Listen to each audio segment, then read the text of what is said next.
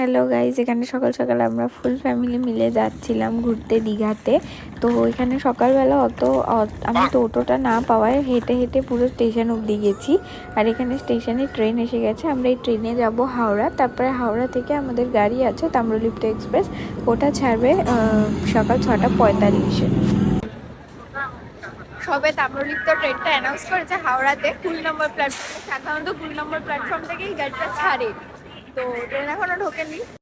এই যে এত সুন্দর ব্রিজটা দেখতে পাচ্ছ, সূর্য ওঠার ভিউটা এত সুন্দর লাগছিল আমার, তাই জন্য বাধ্য হয়েই ভিউটাকে রেকর্ড করলাম। কিছু কিছু সুন্দর মুহূর্ত হয়তো ক্যামেরা বন্দি খুবই ভালো লাগে। তো এই ব্রিজটা হচ্ছে কোলাঘাট ব্রিজ, আর ফাইনালি আমরা দীঘা ঢুকছি। Finally Digha hotel Anaya, right? হ্যাঁ, আমরা হোটেলে চেকিং করেছি।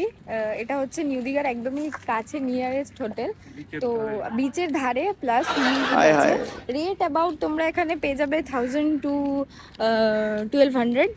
এটাই এখানে রেট আছে, মানে অত হাইফাই না, বাট ঠিক আছে, চলবে। আর রুমগুলো ভালো, রুম ট্যুর আমি দেবো। একটুখানি আপাতত বিচ সাইডে বেরিয়েছি, বিচের একটু ভিডিও করবো, তো দেখতে থাকো।